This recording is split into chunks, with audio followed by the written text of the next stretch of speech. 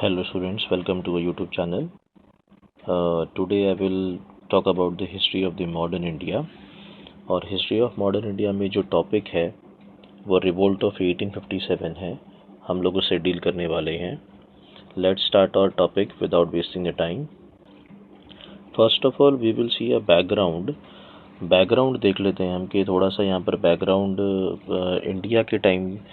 India में जो background था 1707 के बाद में कैसे प्रिपेयर हुआ था ड्यूरिंग दैट पीरियड. ठीक है, चलो लेट्स स्टार्ट. इंडिया ऑनवर्ड 1707 का जो पीरियड है ये 1707, it is the period of the after the death of the Mughal emperor Aurangzeb. तो औरंगज़ेब एक बहुत ही बड़े मुग़ल एम्परर थे. और थोड़ा सा एक बैकग्राउंड दे देता हूँ मैं पीछे का.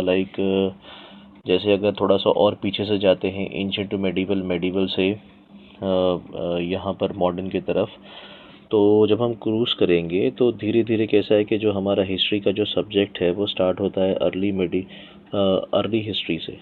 ओके, अर्ली हिस्ट्री के बाद में धीरे धीरे हम एंशिएंट की तरफ बढ़ते हैं.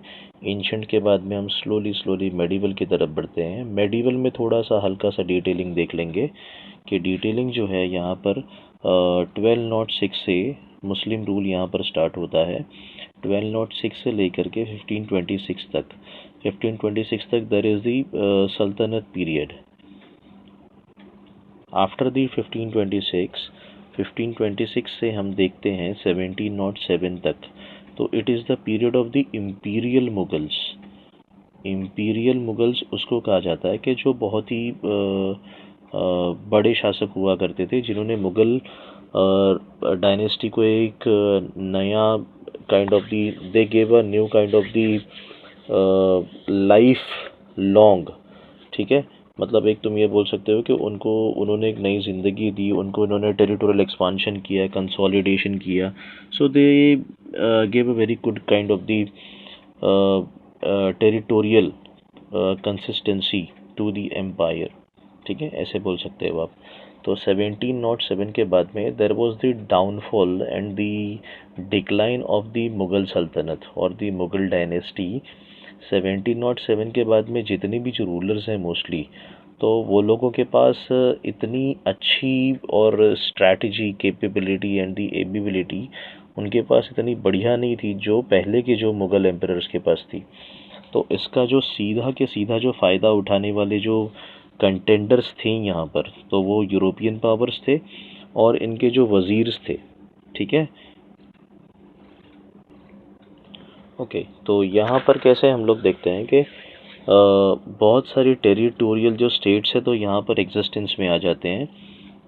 इफ़ यू विल सी तो Bengal, Bihar, Orissa was totally controlled by the Bengal rulers. तो बंगाल के यहाँ पर जो नवाब थे, तो मुग़ल डायनेस्टी से अब 1707 के बाद में धीरे धीरे वो लोग अलग होना स्टार्ट हो जाते हैं. और इसी के प्रोसेस में यहाँ पर बंगाल सेपरेट हो जाता है. अवध लाइक आज टुडेज मॉडर्न यूपी वो भी अलग हो जाता है. मराठास का तो एक अच्छा खासा होल्ड था डेक्कन में. मैसूर भी जो है कुछ टाइम पर वोडियार डायनेस्टी से उनकी जो सत्ता है वो अपने हाथों में ले लेता है, वो भी अलग हो जाता है. दूसरी तरफ यहाँ पर देखोगे तो हैदराबाद जो निज़ामुल मुल्क है, निज़ामुल मुल्क, चिनकिलिज खान, असफ जा खाने दौरान, ये सब एक ही पर्सन का नाम है. तो यहाँ पर हैदराबाद का स्टेट उन्होंने फाउंड किया 1721-22 में. तो nearly around with in just few years after the death of the Mughal emperor Aurangzeb, यहाँ पर ऐसे बड़े बड़े स्टेट्स जो है वो फाउंड हो गए थे. और जो मुग़ल एम्पायर था वो एकदम छोटे से एरिया में सिमट के रह गया था. ओके, तो यहाँ पर जो सिख नॉर्थ वेस्टर्न पार्ट है that was very much occupied by the Sikh and it was controlled by the ruler name Ranjit Singh. तो रंजीत सिंह ने वहाँ पर उसको कंट्रोल किया था. अभी कुछ इम्पॉर्टेंट बैटल्स देख लेते हैं कि जिन्होंने पूरे इंडिया की जो हिस्ट्री है उसको नियरली अराउंड ट्रांसफॉर्म कर दिया था. अभी कैसा है कि आप लोगों सभी को पता होगा, हम लोगों ने बचपन से पढ़ा है कि हमारे ऊपर ब्रिटिशर्स ने राज किया है. सो ठीक है, तो वैसे हमारे यहाँ पर कुछ पॉलिटिकल पावर्स आई, जैसे पोर्चुगीज़ हैं, उसके बाद में डेन्स है. ओके, और उसके बाद में ब्रिटिशर्स है, फिर फ्रेंच है, और यहाँ पर डच भी है। तो इनमें सबसे ज़्यादा जो पावरफुल थे वो ब्रिटिशर्स थे और फ्रेंच थे। तो इन दोनों के बीच में है ना राइवलरी भी होती, दुश्मनी भी होती और उसके बाद में दोस्ती भी होती। और इनका जो पूरा के पूरा जो प्रभाव है, जैसे यूरोपियन पॉलिटिक्स होती है, यूरोपियन पॉलिटिक्स का जो पूरा के पूरा प्रभाव हमको यहाँ पर इंडिया में देखने के लिए मिल रहा था। बैटल ऑफ प्लासी को देखते हैं 1757। 1757 बैटल ऑफ प्लासी हुई कहाँ पर? It the battle of Plassey was that kind of battle that shaped the course of the Indian history. Why? Because Sirajuddaula was the nawab of the Bengal. ठीक है, हम सभी को पता है कि यहाँ पे सिराजुद्दौला जो हैं यहाँ पे बैटल ऑफ प्लासी के अंदर वो बंगाल के नवाब होते हैं और उनकी साइड से जितने भी जो मेंबर्स होते हैं मोस्टली, चाहे वो जगत शेख हो, ओमी चंद हो, ये सारे के सारे लोग हैं ना बिक जाते हैं। घसीटी बेगम है, मीर जाफ़र है जो सेनापति होता है, कमांडर इन चीफ, ये सारे के सारे लोग बिक जाते हैं। और उनको ख़रीदने वाला कौन होता है? ब्रिटिशर्स। मीर जाफ़र को उसके बाद में सिराजुद्दौला के बाद में गद्दी पर बिठाया जाता है। He became the Nawab of the Bengal. कौन? After the Sirajuddaula, Mir Jafar. Battle of Mir Jafar को भी लगता है कि हाँ उसने एक बुरा किया था and he was paid back in his own coins. Like उसने ये सोचा कि मैं यहाँ पर नवाब बन जाऊँगा सिराजुद्दौला के साथ में गद्दारी करके, लेकिन मीर जाफ़र खुश नहीं रहता। मीर जाफ़र को भी ब्रिटिशर्स परेशान करते हैं। बैटल ऑफ बक्सर देखेंगे 1764 में जो हुआ। 1764 में ऐसा कौन सा बैटल हुआ था? Yes, battle of Buxar. Battle of Buxar very important battle. ऐसे कैसे? यहाँ पर तीन बड़े बड़े जो स्टेट्स हैं, और स्टेट्स नहीं बल्कि एक मुग़ल एम्परर होते हैं इसमें। एक होते हैं नवाब ऑफ अवध और एक होते हैं यहाँ पर नवाब ऑफ बंगाल। तो बंगाल की तरफ से मीर कासिम है, अवध की तरफ से शुजाउद्दौला है, और उसके बाद में यहाँ पर मुग़ल्स की तरफ से अगर देखा जाए तो यहाँ पर शाह आलम है। तो इन तीनों की जो फोर्सेस है ना एक तरफ कंबाइन हो जाती है, और कंबाइन होने के बाद में ये लोगों ने अटैक करने का पूरा के पूरा प्लान बनाया। बट यहाँ पर होता कैसे कि Britishers succeeded in defeating the triple alliance of this particular battle of Buxar alliance. मतलब जो बक्सर की जो अलायंस होती है ना उसको पूरी की पूरी इन्होंने डिफीट कर दिया। जो ट्रिपल अलायंस थी इनकी यहाँ पर मुगल्स की और Nawab of Bengal and Nawab of Awadh. अब ये ऐसा बैटल था कि जिसने पूरा के पूरा शोकेस करके रख दिया कि जो बैटल है यहाँ पर, कोई भी बैटल है, चाहे वो पिच्ड बैटल्स हो, आर्टिलरी हो, नेवी हो, वॉरफेयर हो, यहाँ पर ब्रिटिशर्स सभी बैटल्स में ये लोग महारत हासिल कर रहे हैं। ठीक है, और इनको ये बहुत अच्छी तरीके से पता था यहाँ पर ब्रिटिशर्स को कि अब उनको यहाँ पर हराने वाला कोई नहीं है, पॉसिबिलिटी बहुत कम है। और इन्होंने कैसा है ना कि आफ्टर दीज बैटल्स उनको पता चल चुका था कि मुग़ल एम्परर की और मुग़ल एम्पायर की कैपेबिलिटी क्या है, वो कितने हद तक हमसे फाइट कर सकता है और हम कितने % सक्सेसफुल हो सकते हैं उनको डिफीट करने के लिए। मतलब यहाँ के टोटल राजाज और नवाब्स मिल करके एक ब्रिटिश को भी नहीं हरा पा रहे हैं, तो फिर ब्रिटिशर्स को अपनी कैपेबिलिटी पर और भरोसा हो जाता है। एंग्लो मराठा वॉर तो 1700 से ही चल रहा था। 1802 में ट्रीटी ऑफ बसैन होती है, लेकिन 1818 में इनकी पूरी की पूरी पावर शैटर हो जाती है। एंग्लो मैसूर वॉर, यहाँ पर मैसूर वॉर में देखोगे तो हैदर अली, हैदर अली का नाम सभी ने सुना होगा। हैदर अली और उनके जो बेटे हैं उनका नाम टीपू सुल्तान। तो इन दोनों ने भी बहुत ही ज़बरदस्त तरीके से एक फ़ाइट पुट ऑन किया।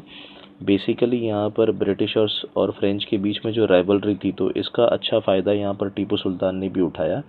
टीपू सुल्तान फ्रेंच जो यहाँ पर कंट्रोल था, जो फ्रेंच पीपल थे और जो फ्रेंच यहाँ पर जो डिप्लोमेसी थी, जो फॉरेन अफेयर्स था, उनके साथ हमें बहुत ही अच्छे उनके रिलेशंस थे यहाँ पर। कार्नेटिक वॉर्स बेसिकली ऐसे होता है कि ब्रिटिश और फ्रेंच जो है वो अपने अपने बंदों को सपोर्ट करते हैं, और यहाँ पर जो है साउथ को कंट्रोल करने में उन लोगों ने गेम प्लान किया था।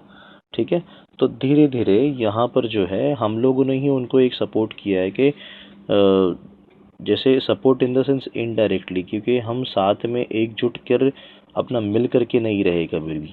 अगर हम लोग मिलकर रहते, अगर नवाब्स या राजा एक दूसरे की मराठास अगर हेल्प करते, तो हो सकता है कि we had possibly put on a fight against the Britishers, लेकिन ऐसा नहीं हो पाया and this was the policy of the divide and rule.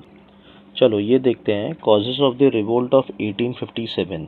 तो इसमें पॉलिटिकल कॉजेस हैं। पॉलिटिकल कॉजेस बहुत ही सिंपल है, ज़्यादा इसके अंदर ऐसे कुछ नहीं है। देखो, कॉन्क्वेस्ट एंड अनेक्सेशंस होने वाला था, हो रहा था। तो डलहौजी, विलियम बेंटिक, ये लोग सभी लोगों ने यहाँ पर बहुत एरियाज़ को कॉन्क्वेस्ट वगैरह किया। और यहाँ पर हम लोग ये देखते हैं कि जो अवध है, तो अवध को तो कैसा है कि हम on the basis of miss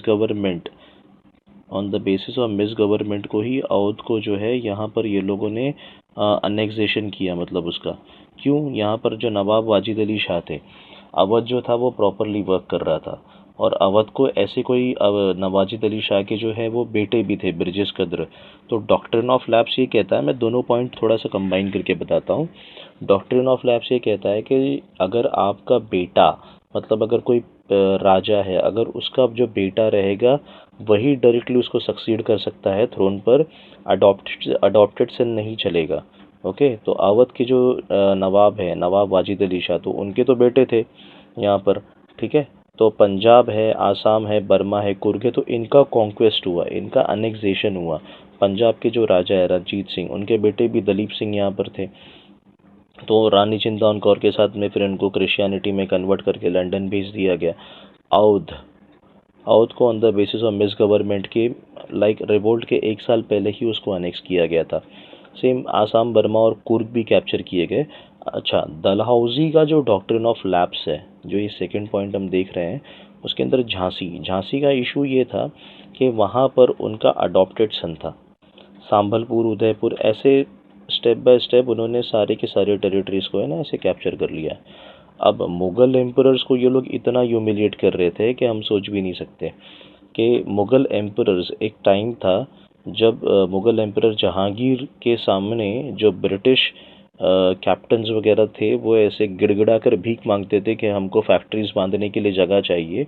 और वही मुग़ल एम्परर्स के सामने यहाँ पर जो है बहादुर शाह सेकेंड और सक्सेसर्स, वही जो ब्रिटिशर्स हैं जो एक ज़माने में भीख मांग रहे थे यहाँ पर और तलब कर रहे थे कि हमको कुछ टेरिटरीज़ दी जाए ताकि हम यहाँ पर सक्सीड कर जाएं, कुछ ट्रेडिंग फैसिलिटीज़ वगैरह हमको मिल जाए।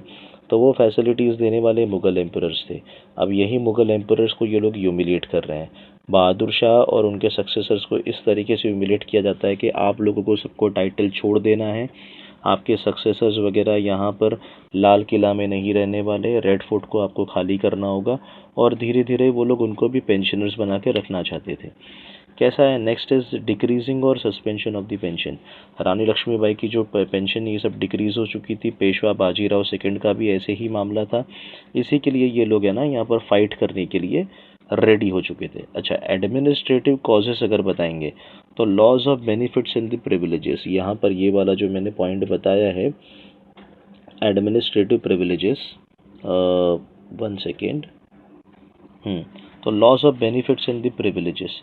अच्छा, इसके अंदर बेसिकली कैसा है कि पहले के टाइम पर मौलवी होते थे, पंडित्स होते थे, आर्टिसंस होते थे, सिंगर होते थे, डांसर्स होते थे, पेंटर्स होते थे। अब ब्रिटिशर्स को इनकी कोई चाहत नहीं है, ब्रिटिशर्स को मौलवी से रिलेटेड रिलेशन नहीं है, पंडित हवन के लिए नहीं यहाँ पर आने वाला है, मौलवी वहाँ पर कुछ काम के लिए नहीं आने वाला है। ठीक है, ऑन दी अदर हैंड वहाँ पर जो जो सिंगर्स हैं, डांसर्स हैं, they were not very much into that. Rule of law कैसा है कि कायदा कानून सभी के लिए एक रहेगा। तो यहाँ पर रूल ऑफ लॉ को ये लोगों ने डिस्टॉर्शन से यहाँ पर लगाया। रूल ऑफ लॉ की बात करते थे, इंग्लिशमैन के लिए अलग कानून करते थे, अगर हम थोड़ी सी भी गलती करें तो हमको प्रॉब्लम फेस करना पड़ता था। Unpopular features of the British administration, जैसे इनके जो लॉ होते थे वो खुद के लिए होते थे। On the other hand administration के मामले में ये लोग इस कदर ये लोगों ने करप्शन किया है कि जो बड़े लोग जो होते थे इनके साथ में अलायंस करके इन्होंने गोर गरीब जनता को लूटा है। इंडियंस को ये लोगों ने बड़ी बड़ी पोजीशन से एक्सक्लूड किया है, और इंडियंस अगर चाहे जितनी भी साल सर्विस दे देता है लेकिन उसको वो लोग हमेशा बड़ी पोजीशन नहीं देने वाले। ठीक है, तो यहाँ पर ये कुछ पॉइंट्स थे। नेक्स्ट स्लाइड देखते हैं। चलो यहाँ पर देखेंगे इकोनॉमिक कॉजेज़। अच्छा, इकोनॉमिक कॉजेज़ में मैं अभी आपको एक सर्कल बना के बताता हूँ। ठीक है, जैसे लाइक मर्केंटाइल क्लास हो गया आपका, तो मर्चेंट्स वगैरह की जो ट्रेडिंग होती थी, तो ट्रेड एंड टैरिफ्स आप अपने यहाँ से कम रखते हो। आपके यहाँ से जो गुड्स आते हैं इंडिया में, उसके ऊपर टैरिफ कम होती है, तो ऑब्वियसली गुड्स जो है वो सस्ते में इंडिया में पहुँचेंगे। हमारे यहाँ से जो गुड्स जाते हो, आप उसके ऊपर बहुत ज़्यादा टैरिफ लगाते हो। अगर 10 रुपये का सामान है तो पहुँचते पहुँचते 20 रुपये हो जाएंगे, तो इसमें हमको प्रॉफिट क्या होगा, नंबर वन। दूसरा ये है कि इंडस्ट्रियल रेवोल्यूशन स्टार्ट हो चुका था इंग्लैंड के अंदर, जो कि ये लोगों ने हमारे इंडिया में इंट्रोड्यूस नहीं किया। यहाँ से ये लोग कॉटन लेके जाते, उसके पहले इंडस्ट्रियल रेवोल्यूशन के पहले ये लोग हमारे यहाँ से बना बनाया गुड्स लेकर जाते, अपने मार्केट में बेचते और अच्छा खासा पैसा मिलता था। But after the industrial revolution ये लोग हमारे यहाँ से सिर्फ कॉटन ले जाते हैं, कॉटन ले जाते हैं, इंडस्ट्रीज़ के अंदर गुड्स बनती है। अब जब इंडस्ट्री के अंदर जब गुड्स बनेगी, मान लेते हैं इंग्लैंड की पॉपुलेशन समझ लीजिए कि 10,000 है, मान लेते हैं, ऐसे कोई 10,000 नहीं थी, मान लेते हैं कि 10,000 पॉपुलेशन है। और वो 10,000 पॉपुलेशन के अंदर थोड़ा सा मैं कलर चेंज कर लेता हूँ। 10,000 की जो पॉपुलेशन है इनकी, तो 10,000 की पॉपुलेशन के लिए इन्होंने लाइक जैसे मोटा मोटा एक फिगर लेते हैं कि 1,00,000 शर्ट्स इन्होंने बना लिए। अब 1,00,000 शर्ट, 10,000 की जो पॉपुलेशन है, तो समझ लीजिए कि यहाँ पर 20,000 इनको शर्ट्स लगे, बाकी के 80,000 जो है वो शर्ट्स कहाँ जाएंगे। तो 80,000 ये लोग शर्ट्स ऐसे जगह डंप करेंगे जहाँ पर इनकी कॉलोनीज़ हैं। अब इनकी कॉलोनीज़ जैसे इंडिया हो गई, साउथ अफ्रीका हो गई, और भी ऐसी कॉलोनीज़ हो गई, तो वहाँ पर ये लोग डंप करने वाले हैं। मीन्स इंडस्ट्रियल रिवोल्यूशन का सीधा सीधा फ़ायदा ये लोग उठा रहे हैं। ठीक है। नेक्स्ट यहाँ पर जो पॉइंट है ना, वो प्रेशर ऑन लैंड है। तो प्रेशर ऑन लैंड अब कैसे होगा, मैं ये एक पॉइंट बताता हूँ कि जैसे मर्चेंट्स वगैरह का लॉस हो रहा है, मर्चेंट्स के बाद में यहाँ पर इंडियन मैन्युफैक्चरर्स जो हैं, इंडियन मैन्युफैक्चरर्स जैसे उनकी जो टेक्सटाइल्स है, जैसे एक एग्जांपल लेते हैं कि एक जो दो भाई है गांव से आए होते हैं, और वो लोगों ने यहाँ पर एक सर्विस के लिए तलाश में होते हैं, और उनको एक टेक्सटाइल मिल मिल जाती है, और वो टेक्सटाइल मिल के अंदर वो लोग काम कर रहे होते हैं। उनको 5 रुपीज़ जो है वो वहाँ पर मिलता है। ठीक है, 5 रुपये उनको हफ्ते के, सॉरी महीने के मिल जाते हैं। अब वो अपने घर भी है ना, वो 5 रुपये दोनों जन भेज रहे हैं, नंबर वन। नंबर टू ये है कि जो घर पर जो कुछ ज़मीन है, तो उसके अंदर से कुछ खेती हो जाती है, उस खेती से उनको फूड ग्रेन्स वगैरह मिलता है, एंड दिस 10 रुपीज़ है ना, there was the saving. But after the decline of the manufacture, जब ये मैन्युफैक्चर्स डिस्ट्रक्शन हो जाते हैं, मैन्युफैक्चर का डिस्ट्रक्शन कैसे होगा मैं ये बताता हूँ कि जैसे एक शर्ट है, वही 10 रुपये का हमारे इंडिया की इंडियन मैन्युफैक्चरर से बेच रहे हैं, वहीं से जो ब्रिटिशर्स लेकर आते हैं वो 5 रुपये का होता है। मार्केट में एक पर्सन जाएगा तो ये गुड्स को देखेगा, और ऑब्वियसली ये 5 रुपये वाले के गुड्स से लोग ज़्यादा खरीदेंगे। तो 10 रुपीज़ वाला तो ऑटोमेटिकली सुसाइड कर लेगा जब उसके गुड्स नहीं बिकेंगे, तो लाइक अपनी कंपनी बंद कर देगा। कंपनी में जो काम करने वाले हैं उनको पेमेंट कैसे मिलेगा, पेमेंट पॉसिबल नहीं है, तो उनको भी ऑब्वियसली जॉब छोड़ना पड़ेगा। जॉब छोड़ के कहाँ पर जाएंगे, वो लोग अपने वतन जाएंगे, घर जाएंगे। Then they will go to native. Native में कैसा है कि लैंड है, लैंड के ऊपर वापस से खेती बाड़ी चल रही है। अब दो लोगों के जाने से कोई एक्स्ट्रा प्रोडक्शन तो होने वाला नहीं है, लेकिन जो 5 रुपये ये दो भाई लेकर आ रहे थे, 10 रुपये अब नहीं आएंगे, तो वहाँ पर गरीबी होगी, पीजेंट्स। और जब गरीबी होगी तो ये लोग किसके पास जाएंगे, मनी लेंडर्स के पास। अच्छा, मनी लेंडर्स के पास जब इनको पैसा भरने में डिले हो जाएगा, तो मनी लेंडर्स इसको क्या चार्ज करेगा, इंटरेस्ट, और इंटरेस्ट में लोग और गरीब हो जाएंगे। तो यहाँ पर पीजेंट्री की जो कंडीशंस है ना, वो ख़राब हो जाएंगी। सोशल एंड रिलीजियस कॉजेज़ देखते हैं, सोशल लेजिस्लेशंस। तो ये लोगों ने, जैसे ये सब काम में थोड़े से ठीक थे, सती के खिलाफ ये लोगों ने आवाज़ उठाई, चाइल्ड मैरिज के खिलाफ ये लोगों ने आवाज़ उठाई। ओके, यहाँ पर विडो रिमैरिज के लिए लोगों ने आवाज़ें उठाई, इन सभी के लिए ये लोगों ने आवाज़ें उठाई। और मिशनरी एक्टिविटीज़, यहाँ पर इनका थोड़ा सा कैसे था कि ये लोग क्रिश्चियनिटी को सही बताते, हिंदुज़म, इस्लाम, जैनिज़्म, बुद्धिज़्म, तो इनको ये लोग सब लोग है ना ऐसे गलत बताते। तो हिंदूज़ और मुस्लिम्स के अंदर एक ऐसा ग्रज हो गया था कि ये लोग हमारा यहाँ पर रिलीजन को जो है ना भ्रष्ट करने आए हैं। तो यहाँ पर जो मिशनरी एक्टिविटीज़ थी इनकी थी, इन्होंने स्कूल्स खोले, कॉलेजेस खोले। On the other hand social legislation बढ़िया के लिए था, लेकिन लोगों ने थोड़ा सा एक गलत इंटेंशन में ले लिया। मिलिट्री कॉजेस देखेंगे, डिसकंटेंट अगेंस्ट सर्विस कंडीशंस उनकी बढ़िया नहीं होती है। सर्विस कंडीशंस वो दूर एरिया में भी लेकर जाके आपको सर्व करना है, ठीक है। ये जनरल सर्विस एनलिस्टमेंट एक्ट में इनको लिख कर देना होता था कि भाई हम दूर एरियाज़ में भी सर्व करेंगे, हम कहीं भी एरियाज़ में सर्व करने से हिचकिचाएंगे नहीं। अब ये लोग सर्व तो करते हैं, दूर एरियाज़ में जाते भी हैं, लेकिन उनको पैसे नहीं मिल पाते। जो अलायंस जो अलाउंस होता है उनको, तो उनको डिनाई किया जाता है। 4-4, 5-5 महीने, 1-1 साल हो जाता है, इनको भत्ता नहीं मिलता। और वही जो पैसे ना ये लोग यूज़ किया करते हैं। और लैक ऑफ डिसिप्लिन, ये तो एक जीता जागता एग्जाम्पल है। As you have people seen the Lagaan movie, लगान में वो कि एक कहता है ब्रिटिश ऑफिसर कि तुम हमारी जूती के नीचे रहोगे।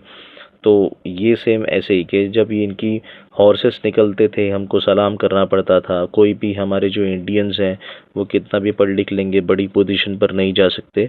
So these were the things military causes में। इमीडिएट कॉज की बात करें तो यहाँ पर इमीडिएट कॉज के साथ है ग्रीस कार्ट्रिज। जैसे एक एनफील्ड राइफल होती है, तो एनफील्ड राइफल की जो ऐसे नाली होती है, ठीक है, पाइप होती है, तो उस पाइप के अंदर ऐसे बारूद डाला जाता है, कार्ट्रिज। तो जो कार्ट्रिज है उसके ऊपर का जो कवर है ना, वो काव और पिग के जो फैट से है वो बना रहता है। पिग जो है अभी वो टैबू है, मतलब मना है यहाँ पर इस्लाम में। और काव जो है वो एक बहुत ही पावन और पवित्र मानी जाती है इनटू द हिंदुइज्म। तो ये दोनों रिलीजन को हर्ट होता है।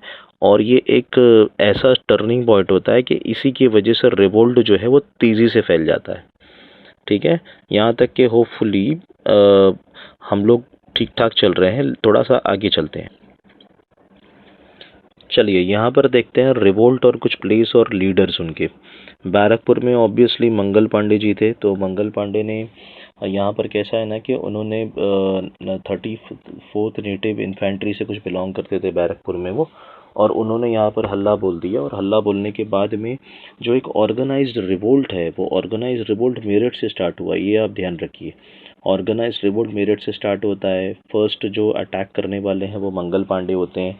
यहाँ से मेरठ से चल कर के है ना दिल्ली जो नज़दीक है, वहाँ पर लोग पहुँचते हैं और बहादुर शाह ज़फ़र सेकंड को अपना यहाँ पर जो राजा है वो मान लेते हैं। और बहादुर शाह ज़फ़र सेकंड अपने आप को एक्सेप्ट भी कर लेते हैं कि हाँ चलो मैं आपका लीडर बन जाऊँगा, मैं लीडर बन जाता हूँ। जनरल बख्त खान ने यहाँ पर इम्पॉर्टेंट रोल प्ले भी किया।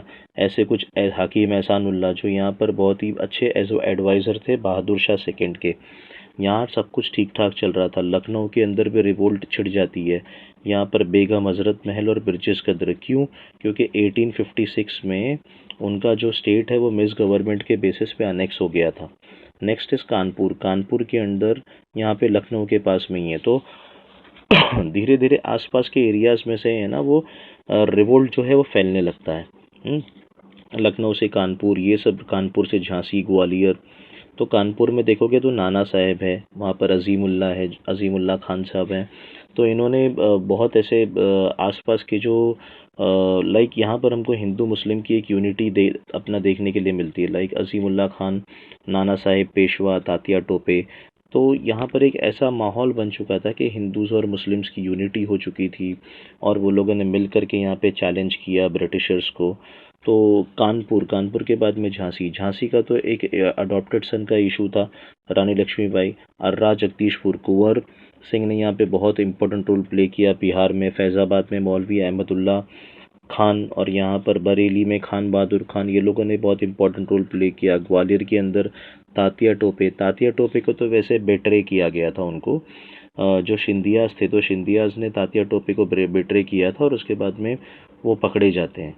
तो यहाँ पर कैसा है कि ये सारे सेंटर्स में रिवोल्ट तो हो रहे थे, बट रिवोल्ट है ना स्टार्टिंग के फेज़ में हमारे हाथ में था, लेकिन हम कैसे कि उसको एडमिनिस्ट्रेशन प्रॉपरली कर नहीं पाए। और धीरे धीरे 1858 आते आते जो ब्रिटिश जनरल है, लाइक जनरल ह्यूग रोज है, ठीक है, कोलिन कैम्पबेल है, तो जनरल नील है, और हडसन है, निकोलसन है। तो ये लोग सब लोगों ने इनमें से जो कुछ लीडर्स हैं उन्होंने दिल्ली को चारों तरफ से घेर लिया। बहादुर शाह ज़फ़र के सन्स एंड ग्रैंडसन्स की हत्या कर दी, उनको मार दिया गया। यहाँ पर झांसी के अंदर जो है वो खूब बहुत बेहतरीन तरीके से रानी लक्ष्मीबाई जो है वो फाइट करती है और यहाँ पर उनकी डेथ हो जाती है। ठीक है, तो यहाँ पर कैसे कि स्टार्टिंग के फेज़ में हमारे पास में ही था, लेकिन हम वहाँ पर एडमिनिस्ट्रेशन प्रॉपरली इतना अच्छे तरीके से कर नहीं पाए। चलो देखते हैं आगे कि यहाँ पर रीजंस फॉर फेलियर क्या था। रीजंस फॉर फेलियर बोलोगे तो हमारे पास ऐसे कोई सेंट्रल ऑर्गेनाइजेशन नहीं थी। ब्रिटिशर्स के पास ऐसी बैंड ऑफ आर्मीज़ थी, मतलब वो कैसा है ना कि ऐसे ग्रुप ऑफ आर्मीज़ थी कि किसको क्या करना चाहिए। अच्छा, इसके अंदर एक पॉइंट समझाता हूँ। आर्टिलरी मतलब ये होता है कि जो तोप खाना होता है, ठीक है, जो मतलब तोपची जो होते हैं, जो तोप्स होते हैं बड़ी बड़ी, जो क्या कहते हैं कि आर्टिलरी उसी को कहा जाता है। और जो हॉर्समैन जो होते हैं, मतलब जो घुड़सवारी करते हैं, उसके ऊपर फाइट करते हैं, उसको केवलरी कहा जाता है। इन्फेंट्री जो है ना, मतलब जो पैदल लड़ाकू जो फुट सोल्जर्स होते हैं, उनको इन्फेंट्री कहा जाता है। तो आर्टिलरी में तो ब्रिटिशर्स ने अच्छी महारत हासिल की थी, और ऑन दी अदर हैंड यहाँ पर जितने भी जो बड़े बड़े नवाब थे वो लोग सब टूट रहे थे, और जो राजास थे उनकी सब सुप्रीमेसी जो थी वो सब जा रही थी। ब्रिटिशर्स के पास प्लस पॉइंट ये था कि उनकी जो फोर्सेस थी वो ऑर्गेनाइज थी, उनके पास सेंट्रल ऑर्गेनाइजेशन था। अच्छा, हमारे पास ये सारी चीज़ें नहीं थी, हम लोग इसमें लैक कर रहे थे, हमको दूसरे रूलर से कोई सपोर्ट नहीं मिला। इसका एक सबूत ये भी, मतलब एक इसका एक एविडेंस ये भी है कि कैनिंग ने कहा था कि अगर मराठास ने अगर ज्वाइन किया होता तो हो सकता है कि हम यहाँ पर जो है ना इंडियन सी शोर्स के आसपास भी नहीं भटक पाते और हमको यहाँ से बैक पैक करके घर जाना पड़ता। लेकिन यहाँ पर कैसा है कि ये लोगों की डिवाइड एंड रूल पॉलिसी चल रही थी। जैसे हम लोगों ने देखा कि नर्मदा के ऊपर जो ही सिर्फ सेंटर ऑफ रिवोल्ट था, यहाँ पे साउथ में सिर्फ एक प्लेस था सतारा, बस वहीं पर था, और साउथ में एकदम पूरा शांत था। इट वॉज क्वाइट एंड काम, नो इम्प्रूव्ड आर्म्स। ठीक है, मतलब कोई भी आर्म्स एंड एम्यूनिशंस की यहाँ पर इम्प्रूवमेंट नहीं थी हमारे यहाँ पे से, और ब्रिटिशर्स ने अपने आर्म्स एंड एम्यूनिशंस खूब से अच्छे से इम्प्रूव किए थे। अब ये एक ऐसा पीरियड है ना, थोड़ा सा मैं डिटेल स्टडी वाला पार्ट बता रहा हूँ कि 1857 वगैरह में यहाँ पर पढ़े लिखे लोग भी ज़्यादा हो रहे थे, ग्रेजुएट्स बाहर आ रहे थे। एक तरफ बॉम्बे, मद्रास और कलकत्ता के अंदर यहाँ पे यूनिवर्सिटीज़ बन रही थी, और एक तरफ रिवोल्ट हो रहा था। मतलब आप देख सकते हैं कि किस तरीके का something kind of the contrast हमारे इंडियन सोसाइटी में उस टाइम के लिए देखने के लिए मिला था।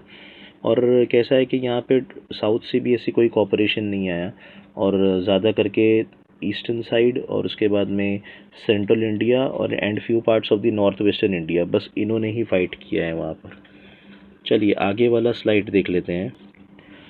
Consequences of the revolt of 1857। यहाँ पे कैसा है ना कि इसके कॉन्सिक्वेंसेस क्या क्या हुए। तो सबसे फर्स्ट ऑफ ऑल देखते हैं हम लोग कि 1857 के बाद में, लाइक 1858 तक मामला पहुंच गया था, ब्रिटिशर्स ने जब अपने हाथ में कंट्रोल में लेके आए तो 1858 से। अच्छा, उसके पहले ईस्ट इंडिया कंपनी के हाथ में सब कुछ था। अब यहाँ पे ट्रांसफ़र ऑफ पावर हो रहा है, किसके पास? ब्रिटिश गवर्नमेंट के पास। तो आज के बाद में सब कुछ जो देख रहे थे ना, ब्रिटिश गवर्नमेंट करेगी। ब्रिटिश गवर्नमेंट के अंडर में लाइक जैसे एक वाइसरॉय का टाइटल दे दिया गया, और पहला वाइसरॉय कौन है? Lord Canning. और उसके अंडर में यहाँ पर 15 assisted, means he will be assisted by the 15 members council. 15 members के काउंसिल के साथ में उसको असिस्टेंस मिलेगा, और उसके असिस्टेंस के थ्रू यहाँ पर वो लोग इंडिया के ऊपर रूल करेंगे। क्वींस प्रोक्लेमेशन ये था कि हम प्रिंसेस के साथ में अच्छा रिलेशन रखना चाहते हैं, हम यहाँ पर आवाम के साथ में अच्छे रिलेशन मेंटेन रखना चाहते हैं, इंडियंस को ज़्यादा पार्टिसिपेशन देना चाहते हैं, जो कि हमने आगे आने वाले टाइम में लड़कर फाइट करके लिया है। फाइट कैसे हुई आगे आने वाले टाइम में? By the man of intellectuals, जैसे जो पढ़े लिखे लोग होते थे, दादा भाई नौरोजी, बदरुद्दीन तैयब जी, और उसके बाद में और भी बहुत सारे लोग, Firoz Shah Mehta, Telang, Gokhale, Gandhi and all that. चलो, reorganisation of the Indian army. अच्छा, इंडियन आर्मी के अंदर ब्राह्मण्स है, राजपूत है, और ऐसे बहुत सारे जो तबके हैं जिन्होंने बहुत ही ठीक ठाक तरीके से वहाँ पर फाइट किया। और जो इन्होंने, जिनको ये लोग ने लाइक गुरखाज, नेपालीज, ये जो लोग थे, तो ये लोगों ने जब सपोर्ट किया था, तो इनको ज़्यादा इंडियन आर्मी के अंदर भर्ती की गई। और जो ब्राह्मण्स, राजपूत और भी जो अदर जो लाइक हिंदूज़, मुस्लिम्स के अंदर के जो डिफरेंट कास्ट एंड कम्युनिटीज़ वाले थे, उनको बाहर निकाल फेंका, धीरे धीरे कम किया गया। और जो इनके सपोर्ट में थे, डिफरेंट डिफरेंट ट्राइब्स वाले एंड कास्ट वाले, उनको यहाँ पर ये लोगों ने जगह दी। तो इस तरीके से on the other hand Europeans Indian army के अंदर ज़्यादा भर्ती किए जाने लगे। उसके पीछे रीज़न ये था कि अगर कल का कुछ वॉर होता है, बैटल हो जाती है, रिवोल्ट हो जाता है, तो Europeans can control that particular evil. और जो भी उस टाइम का जो डेमोनिक एक्टिविटी, मतलब ऐसे कुछ रिवोल्ट वगैरह ये सब अगर उनके नज़र में ऐसा लगता है तो रेशियल बिटरनेस की बात करेंगे। रेशियल बिटरनेस लाइक जैसे हम वाइट हैं, आप काले हो, हम गोरे हैं, वाइट पीपल जो है वो सभ्य हैं, वाइट पीपल को पूरे ऑल ओवर दुनिया पे रूल करने का अधिकार है, हम आपको सभ्य बताने आए, सिविलाइज करने आए हैं। लेकिन ये लोग ये भूल गए थे कि अगर हमारा इंडिया पुअर होता तो ये लोग यहाँ पर क्या करने आते। हमारे इंडिया ने बहुत सारे ऑथर्स दिए हैं, कलहान है, चाणक्य है, अलबेरूनी है, फरिश्ता है, ठीक है। यहाँ पर सारे के सारे बड़े बड़े लोग जो थे, यहाँ से हमारे से मैथमेटिशियंस हैं, एस्ट्रोनॉमर्स हैं, हमारे इंडिया से बहुत ही लोगों ने कंट्रीब्यूट किया है नॉलेज के स्फीयर में। तो in that sphere we think that they were wrong. Setback to reforms की बात करते हैं। Next one setback to reforms ये है कि जैसे सती के लिए पहले लोगों ने आवाज़ उठाई थी और भी दूसरी चीज़ों के लिए, अब ये लोगों ने आवाज़ उठाना बंद कर दी है। उनको ये लग रहा था कि हम यहाँ पर आवाज़ उठा रहे हैं तो सामने वाले जो इंडियंस हैं उनको बुरा लग रहा है, तो यहाँ पर उनके लिए आवाज़ ना उठाया जाए, और फिर ये लोगों ने डिवाइड एंड रूल पॉलिसी चालू कर दी। रिवोल्ट ऑफ 1857 जो है वो एक टॉर्च बेयरर होता है। टॉर्च बेयरर मतलब वो रास्ता दिखाने वाला होता है, समझाने वाला होता है कि आगे इंडियंस को कौन से स्फीयर में कैसे काम करना चाहिए। उसके बाद में भी हमें लगा कि ब्रिटिशर्स हमारी भलाई के लिए आए, लेकिन धीरे धीरे बादल छटते गए, रास्ता साफ दिखाई देने लगा, और आगे जो लीडर्स हैं कुछ 19वीं सेंचुरी के बहुत ही इम्पोर्टेंट, तो उन्होंने रास्ता आगे देखा कि भाई ये तो हमें लूटने के लिए आए हैं, और जैसे इकोनॉमिक ड्रेन थ्योरी दादा भाई नौरोजी की थी एंड ऑल दैट, तो वो लोगों ने वहाँ से रास्ता जो है वो एकदम अपना क्लियर कर दिया। तो बूस्ट टू नेशनल मूवमेंट को इससे बहुत ही ज़्यादा बूस्ट मिलता है। हम अपना टॉपिक यहीं पर ख़त्म करते हैं। होप सो सभी को ये रिवोल्ट ऑफ 1857 ये लेक्चर समझ में आया होगा। 1857 आप बहुत अच्छे तरीके से पढ़िए इसको। ये टॉपिक जो है ये ईच एंड एवरी एग्ज़ाम में आपके लिए आ सकते हैं। ये हमारे यूनिवर्सिटी ऑफ मुंबई के लिए जो बोर्ड है FIBA, वहाँ पर भी काम में आएगा, वहाँ पर सिलेबस में है, UPSC में आता है, ठीक है। तो history plays an important role in that. Please do like and subscribe.